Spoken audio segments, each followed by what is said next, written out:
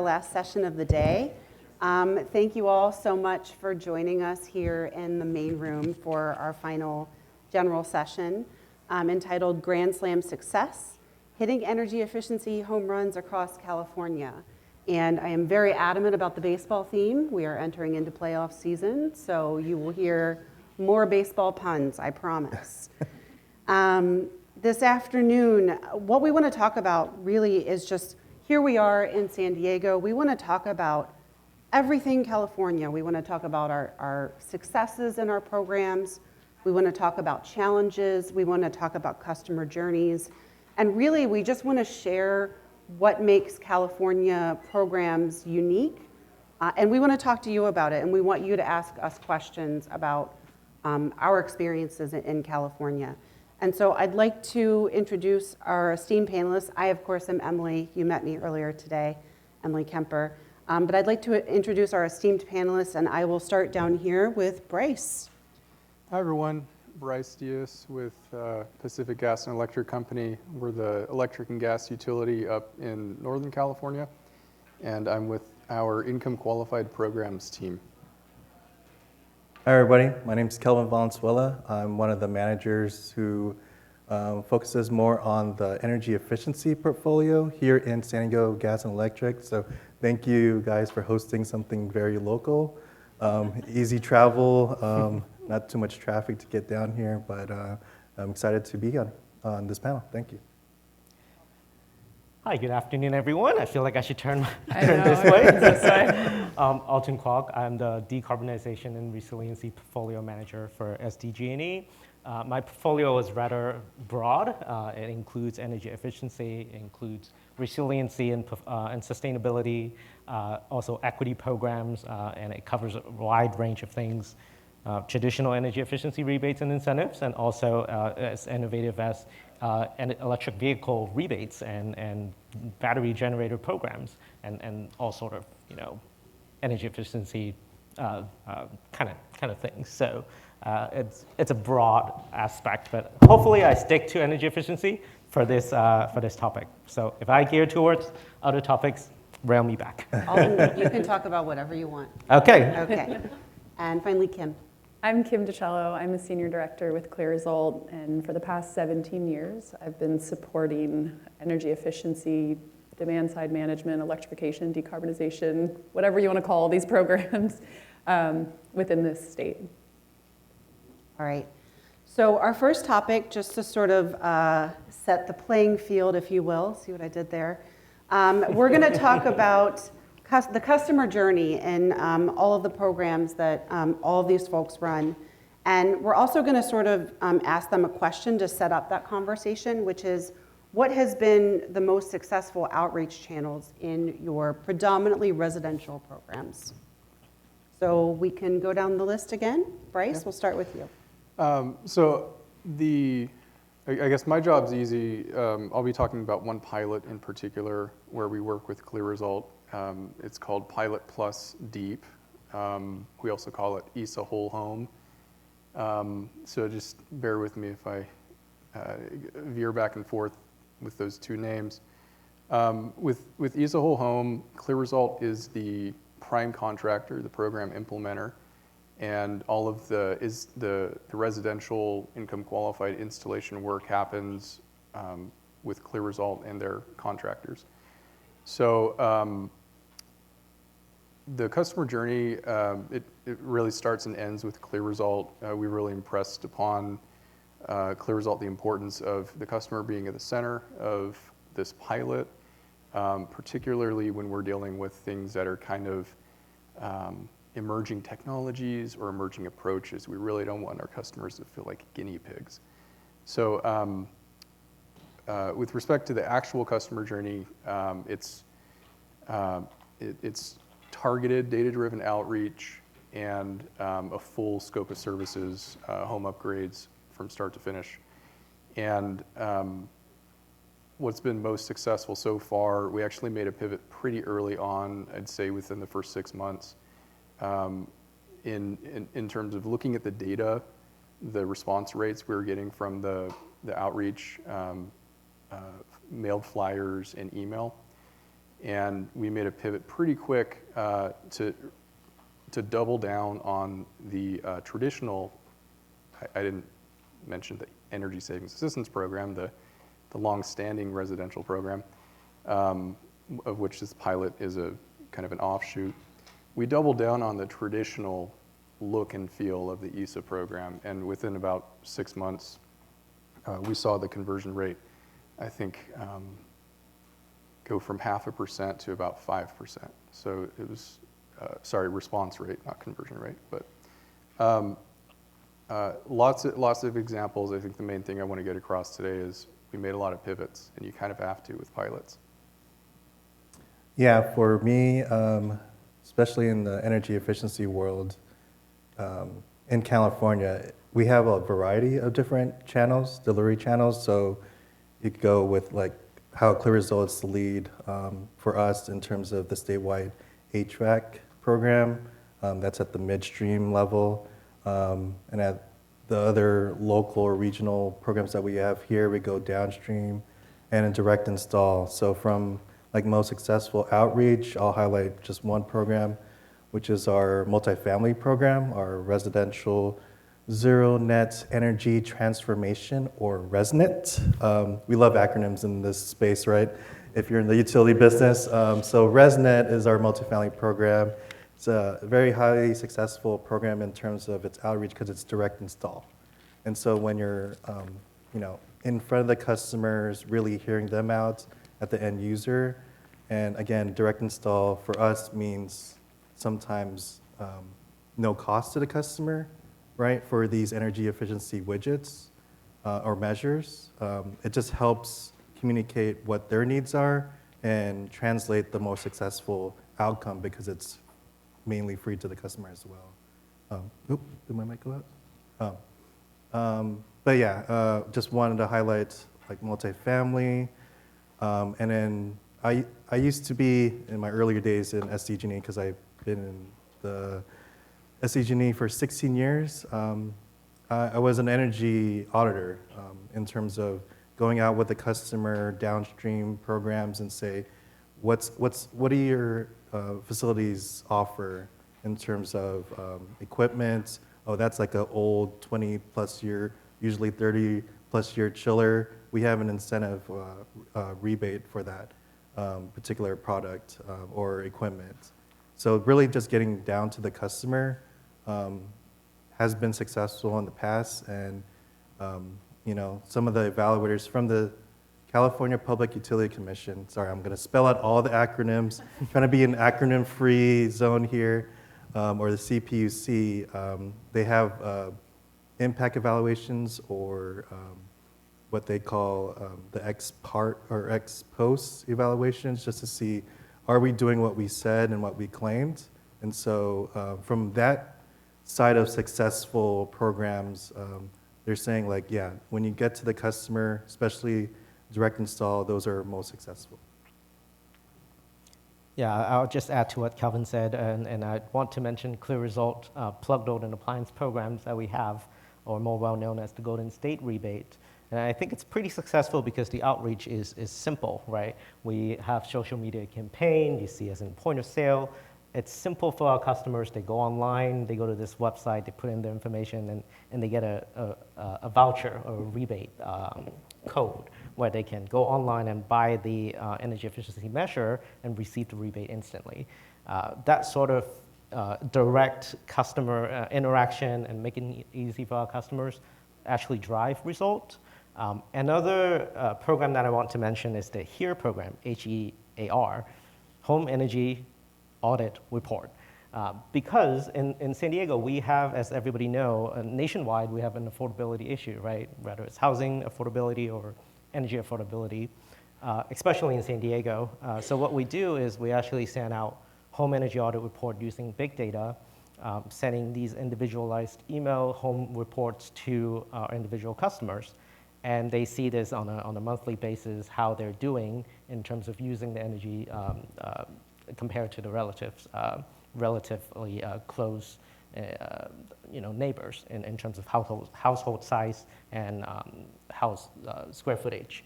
So they see that, and they open the email and they see how well they're doing, whether it's great, good, or fair, and that trigger them to click on it and look at all the other incentive and rebates available to make their home more efficient. So there's a little bit of competition there. It's a behavioral-based program, but driven by affordability issue. I think our open rates for those emails are much higher than other marketing methods that we've tried.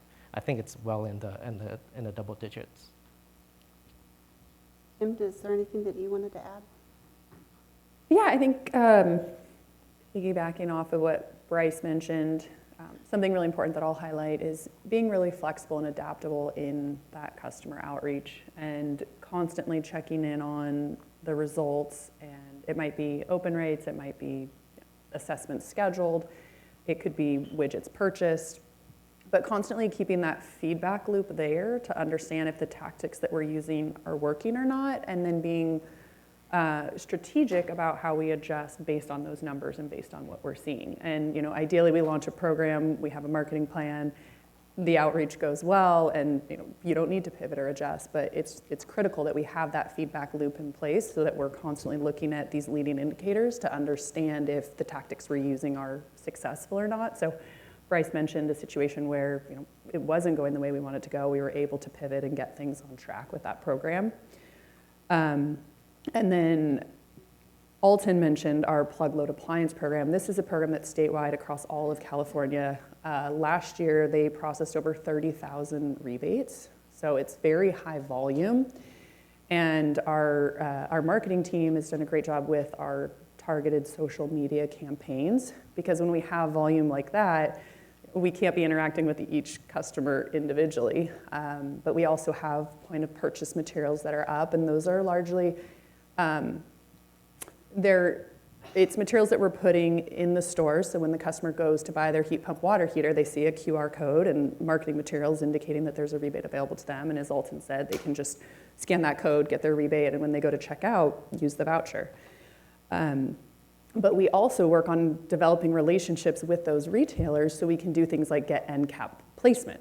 So if we can, and that takes time. That takes boots on the ground, people that are actually out in these retail stores time and time again, developing relationships with the managers and helping to encourage them to put those products on the end cap, and then we would develop special marketing materials just for that end cap and try to push more sales through that channel as well.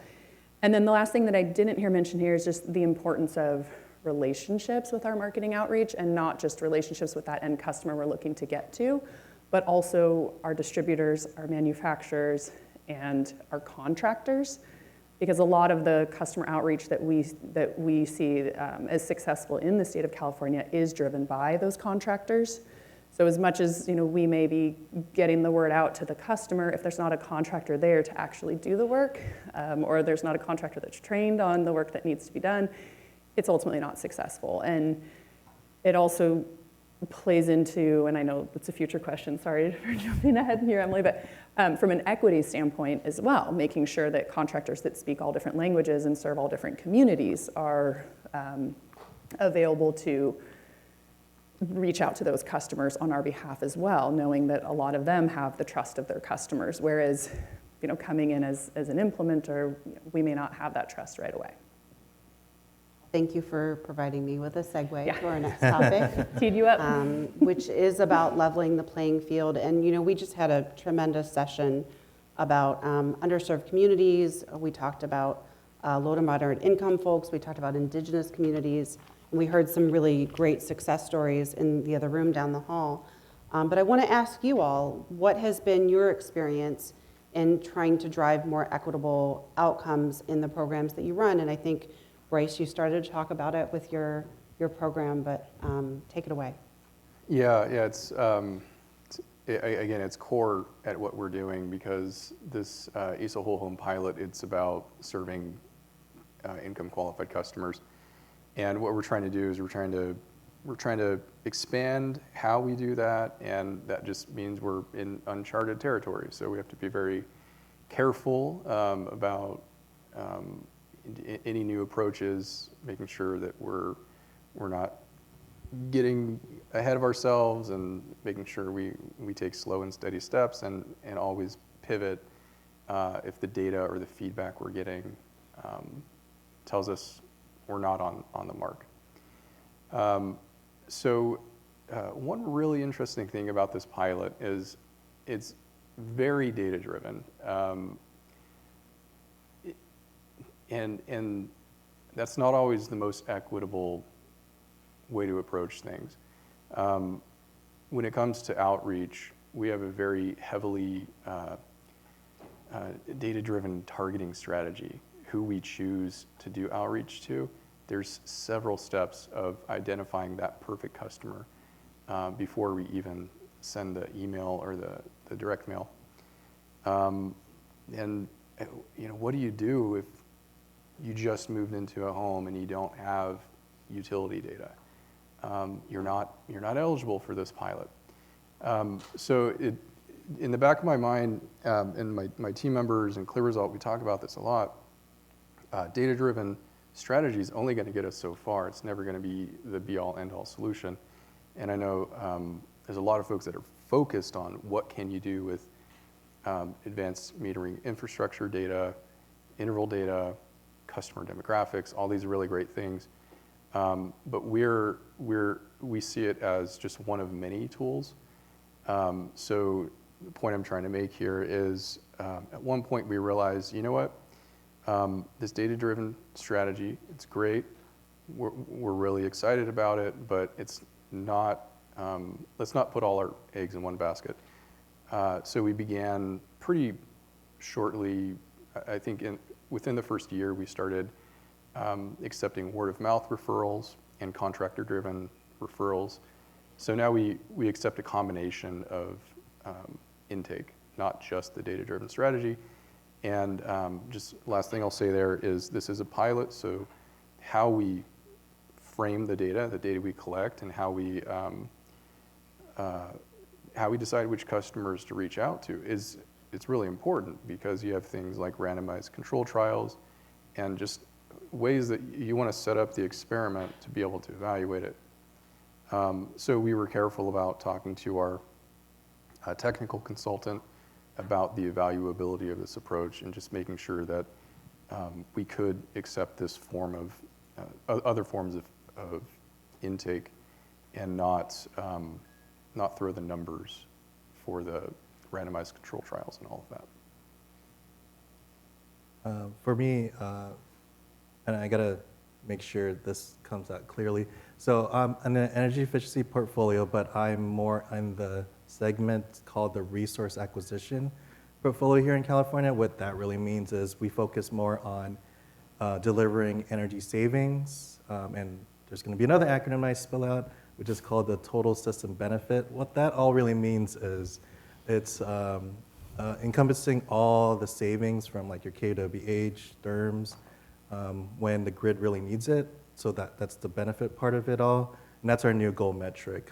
So from a resource acquisition, and what I focus on, and I don't want to steal Alton's thunder because the market support and equity segments all roll up under him, but we play a vital key in partnership when it comes to reaching out to the right customer. But for resource acquisitions, we actually have more of an emphasis in when it comes to like KPIs when we work with our partners. So anytime that's part of the agreements and in terms of success of the program and really targeting, not just your, from a goal perspective, but also emphasizing reaching out to all customers, having that mindset of, and putting it down into the agreements. That's where we started leveraging. Okay, that's where we start making that dent, but also, and this might be a good segue to Alton, the market support and equity, because those programs really focus and target, the equity part of it all. Well, I think, as mandated by the California government, right, we have our suite of customer assistance programs that will bring equity customers up to a certain level of energy efficiency. And the question is, how do we bring them beyond that? And we're rolling out a program called REEO, another acronym, Residential Equity Education and Outreach Program. And what this program does is really a in-community, in-language service that we would reach out to our customers, equity customers, through the churches, the CBOs, the community nonprofit organizations, and really to speak to them one-on-one to understand what their needs are beyond the customer assistance programs. Ultimately performing an in-home energy audit and then bringing them to the programs that are available for them. It's all about the education and then the referral to energy efficiency programs. So I think this sector is definitely something that we're focusing on to make sure that we're not just covering the basic measures, but beyond that, what can we do? And we're even educating them on solar opportunities, electrification opportunities, anything beyond the basic energy efficiency measures. These have all been some amazing examples. And I mean, one thing, Kim, that strikes me is, just a few minutes ago, you talked about how you had gotten 30,000 applications, I think, just in 1 year. And I also think that that's a salient point because in California, not only are things often bigger, right? But also we've just got such high goals for equity and for reaching these communities. So it's great to hear that you guys are doing that. Next, we want to pivot a little bit and talk about program successes. And it occurred to me a few minutes ago, I don't think that that you guys were looking at the right slide. So hopefully we're all on the right slide now. So what are some examples of knocking it out of the park in California programs, guys? Or if you would like to talk in terms of how have you been successful in transforming the market in your programs, or even how have you leveraged other programs in California to drive the success of your own programs? Dealer's choice. Kelvin, do you want to start? I'll give Bryce a break. Great. So knocking it out of the park, some examples in California. So for us in the energy efficiency portfolio, we have a threshold to be not only goal-oriented in terms of TSB, but also maintaining a cost-effectiveness threshold. And TSB is? Sorry, total system benefit. Okay. Thank you. Yeah. Thank you for keeping me honest. So yeah, that's when we talk about knocking out of the park. Obviously, TSB, total system benefit, goals, that would make that part of the pie happy. But the other part is if you're not being good stewards of ratepayer funds and just delivering non-cost-effective programs to meet that goal, then that's not knocking out of the park for us. That would be just a base hit, but then you're out the next batter up. Very good. Okay. So, but yeah, for that question, and then another part of market transformation in California. So I lived this personally, where we transform from your typical, and I'm talking about lighting because lighting is pretty easy when it comes to energy efficiency, but from your old incandescents and CFLs to LEDs. In California, we were one of the leaders to make that switch early on before it became standard, before it became baseline, before anything that either the government or someone else dictated that, like Title 24, et cetera. I think we were 6 months or a year ahead when it came to enroll or implementing that as a standard. So, no more mix of incandescent CFLs. It's all LEDs from the most part. I'll get to the challenges with that in the future slides, but that's part of the market transformation in California. But yeah, that's it for me. Yeah, well, What's the next, Alton? I'll go next. This is ongoing joke between all of us and SDG&E energy efficiency that if we're successful, then we drive all of ourselves out of a job, right? Yeah. Because market has been transformed, there's no need for a program. I think one example is, for example, appliance recycling. we've had an appliance recycling program for the longest time, and it went away a couple of years ago, right? The rebates went from, say, $50 per refrigerator to $25, and eventually the program disappeared. And that's because customers learned, right, they should not keep a second refrigerator. The market actually drive that too, right? If you buy something from a retailer, they offer to pick up your old refrigerator for you for free. So it became a norm that people just understand, you know, if I'm trying to reach energy efficiency, I'm not supposed to run multiple refrigerators in my garage. So that's one example.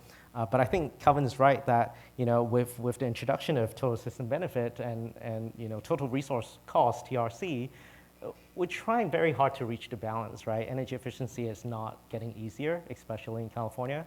I'd say it's getting harder. And it's really how do we make everybody happy in terms of, you know, customers getting the measures that they want, but that may not give us the savings or the cost effectiveness, right? Or maybe we reach, you know, the total system benefit that we want to reach for the entire region, but then it's not cost effective, vice versa. So that's the kind of balancing that we need to do in order to continue to transform the market. And I think that's when maybe financing comes into play. We have our on-bill financing program that has been successful in the commercial sector. How do we mimic that maybe for the smaller businesses? How do we mimic that for residential customers? I think those are the things that, you know, we're all looking into in the near future. Sir Kim, did you want to add anything here? Yeah, I'm not sure I'm ready to call it knocking it out of the park yet, but I will say the teams that are supporting the statewide programs and the adoption of heat pump technology have done some really remarkable work over the past few years. That's been really impressive when we look at the numbers that we started at with adoption rates. Kelvin, I'm not sure, I think our first year we had under 1,000 heat pumps was the goal. I think it was under 1,000, and we're now doing about 400 per month for heat pump water heaters. And it's, when I think about, you know, how did our team overcome the challenges of getting to that rate? And I'm not saying we've hit the ball out of the park yet, because we have further to go and there's more we can do, and we're very excited about that. But it certainly came from a multi-pronged approach. And I know I mentioned earlier from the outreach perspective how many layers there are to that. And I think it's the same with being successful with getting the heat pump technology out there. There's the importance of the manufacturer relationships, the distributor relationships. And for a while, we ran the programs without doing contractor outreach because it was a midstream program. So our relationships were with the distributors and supporting the distributors and stocking high efficiency equipment, promoting high efficiency equipment, turning that over as quickly as possible. And we ended up layering in contractor outreach about a year ago, and it has been really impactful for us. And part of that contractor outreach came from working alongside other programs in the state of California that are also promoting heat pump technologies. And we've found a lot of success in sharing contractor lists. Who do you have that's doing this work, and how can we connect with them, and how can we support them to do more in terms of their heat pump installations? And then also looking for collaborative marketing and outreach opportunities. And you know, if we all have this shared goal of pushing heat pumps or pushing smart thermostats, let's work together and see how we can be more efficient and be more effective, because we're using the resources from all these different programs. So I would say with the plug load appliance program, there's a CCA program that we are partnering with that's going to be layering in some additional incentives that can be added on to some of our product offerings. There's also PG&E's DR program. We're collaborating with them on pushing smart thermostats through that program. And then there's a state-funded program that's pushing heat pump technologies that we're also working alongside with marketing and outreach activities, and then also incentive layering. So when I think about, you know, how did we overcome this challenge, it certainly came down to teamwork and collaboration and relationships. I remember a time in California when we couldn't even get 100 people to get heat pump water heaters. So I think the fact that you guys are moving 400 a month, you need to give yourself some credit. I think that counts for at least an RBI. Nice. So finally, how do we avoid striking out with customers or with contractors? And just generally speaking, what are some examples of overcoming challenges that you've experienced in your various programs? Who wants to go first? You want to try? Sure. All right. I'd say as I mentioned, energy efficiency, we've been doing this for decades in California. The rules stacks up against each other, right? It's an addition game. There's no taking away some of the old rules. And I think I learned this morning that we have about 10 decisions from the PUC that are considered active. Each decision comes with a bunch of ordering paragraphs, and all these rules just add up to each other.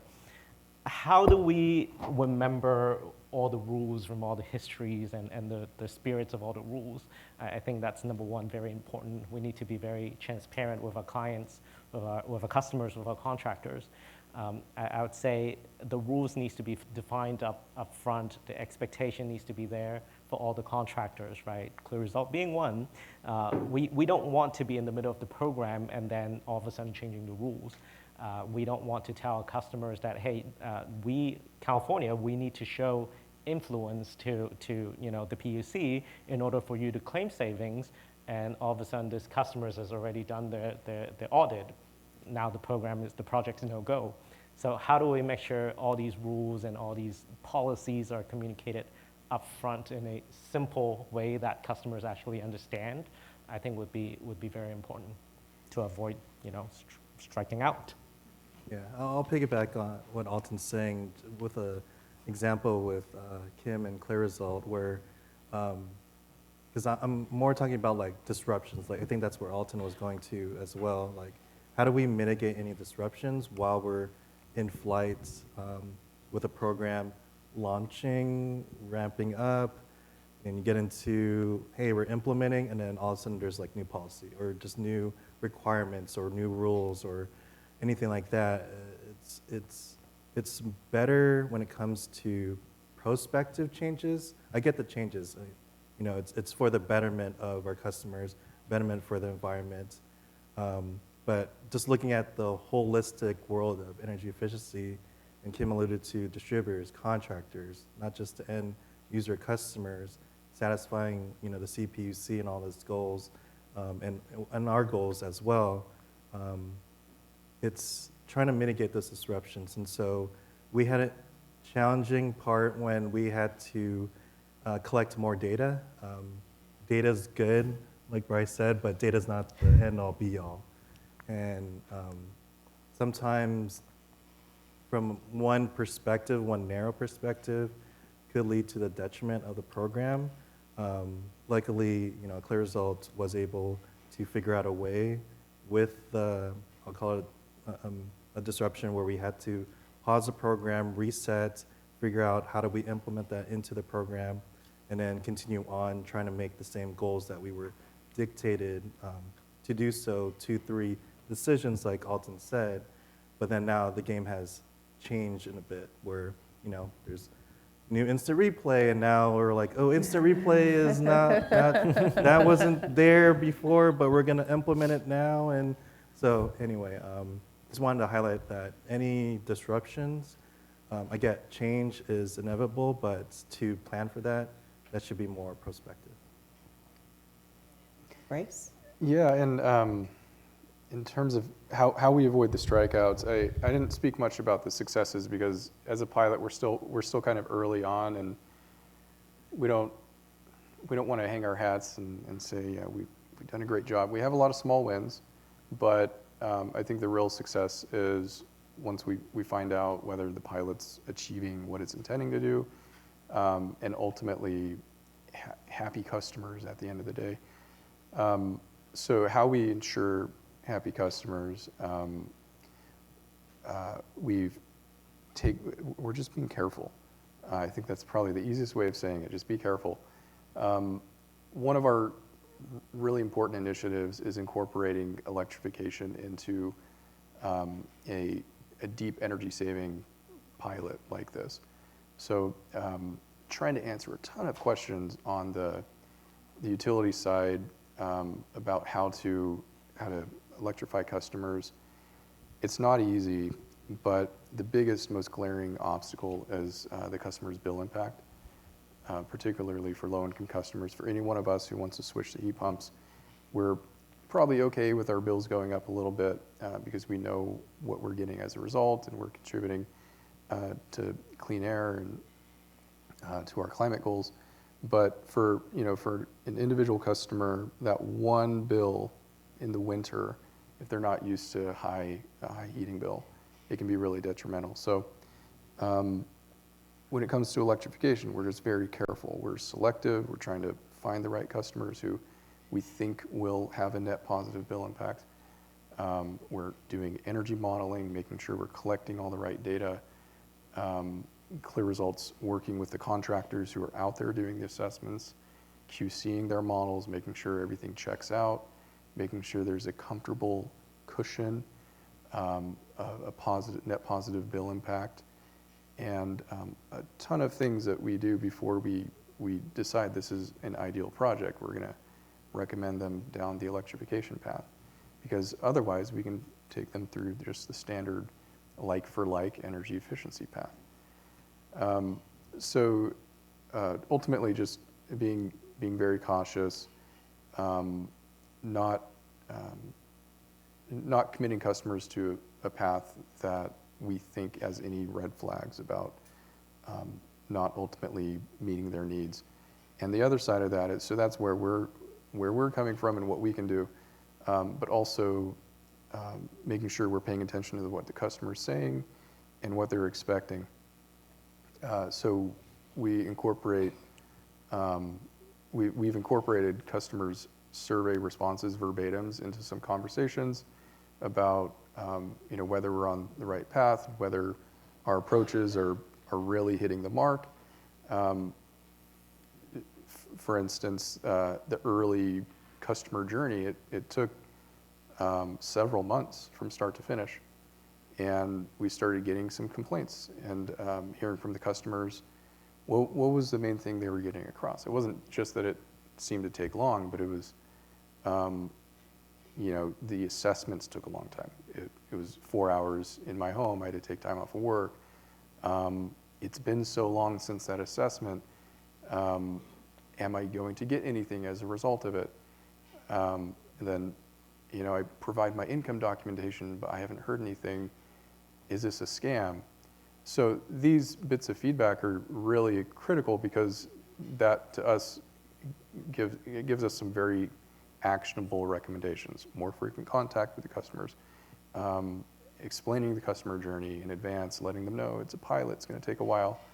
And then ultimately, over time, the CLEAResult team was able to tighten up that customer journey to where it's just a couple months now, start to finish, which is great. So being cautious and listening to the customer and incorporating that feedback into the process. And we're comfortable with pivots, and that's the benefit of being in a pilot. We get to pivot and kind of take on the unexpected as it arises. So much. Those are the formal questions that we had for our panel. So now I want to open up to the audience and see if anyone has any questions in the audience.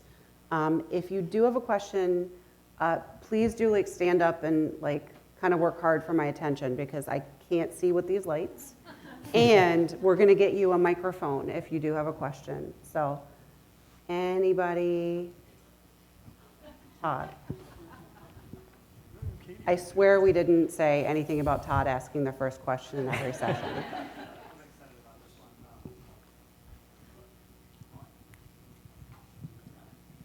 Try again. Okay. So in keeping with the baseball theme, a lot of metric fads go in and out in baseball. So for a while, a player's value is based on their on-base percentage or their slugging average. My favorite is wins above replacement. And similarly in California, there's an evolution of different metrics to measure program success. So we've talked about TRC, TSB, all the other acronyms. What metric today do you think best represents or defines success for your programs, at least in your jurisdiction, and why? you guys think? Yeah, gonna be between first base and second base, Todd, for that one, because like I said, it's more balancing the goals in mind from the state and the regulatory mindset, but also being good stewards with the funds that we have from ratepayers. So it goes hand in hand in terms of being cost effective as TRC and total system benefit. Well, I'll do say about total system benefit, because it's somewhat new into the industry, is it's not all about KWH, and you think like, oh yeah, this KWH is equal to all. It gets back to the affordability, grid impacts, reliability. TSB benefits shows more benefits on the grid when it really counts, when the grid is really stressed. And so for TSB in California, it's rewarding the time in which the savings occur. So I think that's the most important thing and change recently, especially this year, because TSB is the first year we're using TSB as a new goal metric. But yeah, sorry, Todd, it's between, I'm like, exactly, yeah. But I'm fast enough to go both sides, so. And I'll just add on to that. I think that, you guys are in the thick of it. You're talking about TSB and, you're experienced in it. And I think one of the things that I love about my job is that I get the chance to see programs all across North America, in the US, throughout Canada. And I think what is so compelling about TSB is that, probably not at the time when you're starting to work through it, because it's new and it's challenging to figure out. But I think it presents us with a new way of valuing energy efficiency. And I think that is, I think that's a learning that maybe other folks in other states or throughout Canada might consider. I think TSB is really well thought out, and so I do think it's just really interesting to share.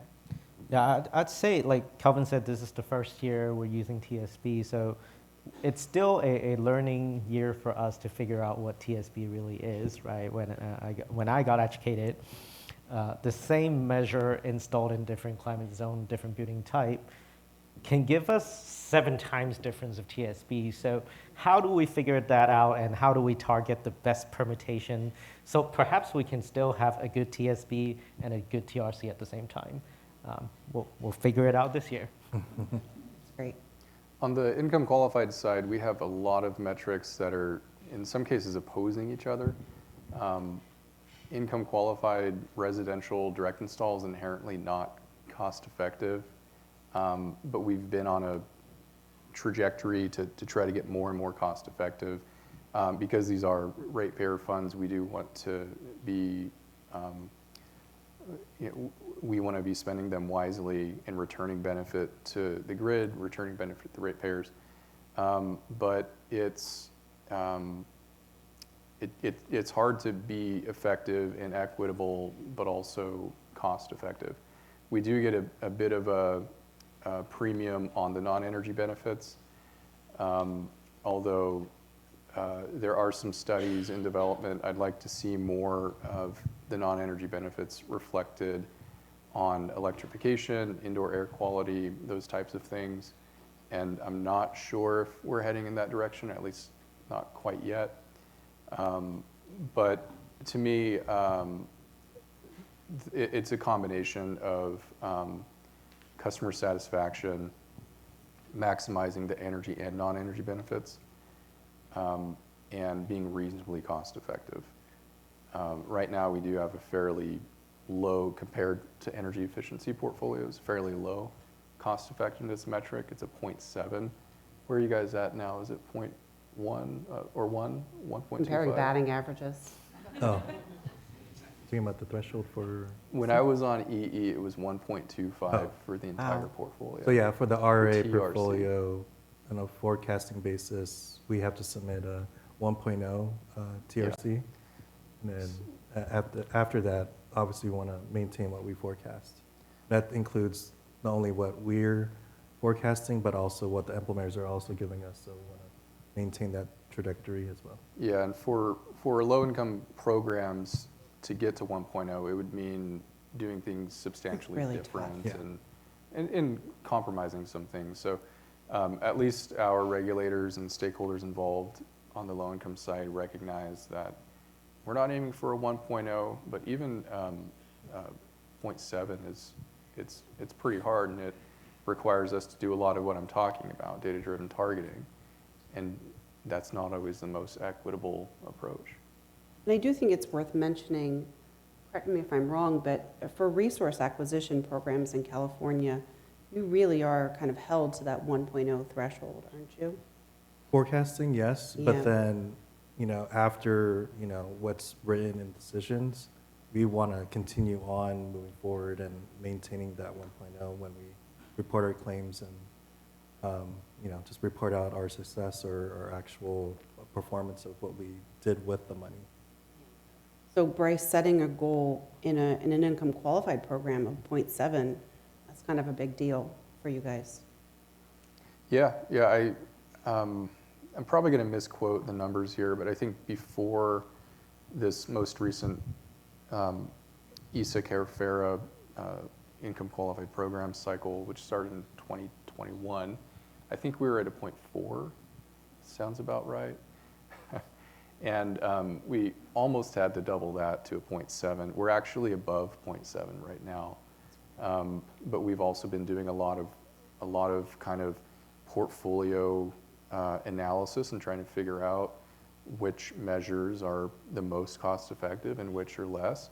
And that means we have to retire some measures. But again, you think about it from an equity lens, well, shouldn't every customer get access to everything? And then what about remediation? That's one of the biggest barriers to participate in the traditional ISA program, where remediation is capped at $2,500. And in this pilot, we've relaxed that rule, and we have exceptions. And there's some cases where we've considered thousands and thousands of dollars going into remediating one home to try to get access those stranded savings, even if it's a demonstration project, so we understand what it really takes to help those traditionally underserved customers actually achieve energy savings. Okay, understanding that we're the last thing separating you from personal time in the luau, I think we will take maybe one more question, if we can find somebody right here. Thank you. I'm always asking questions. I'll hit you with some saber metrics since this is a baseball theme. So about 45% of Californians are renters, and about 30% of those live in multifamily. And when you're talking about multifamily, incentives are a problem. You have a split incentive, like with the IRA, you can invest $5,000 per unit as a property owner. But for them, they might feel as though they're stranding a runner on second base because they never get them home. Because the person who's going to get the incentive, from the ongoing basis is the tenant. And so I wondered if you could talk a little bit about how, we can work harder and more targeted to reach those multifamily properties with these types of incentive programs, especially considering, the demographics of the renters, are the very folks that you're trying to reach.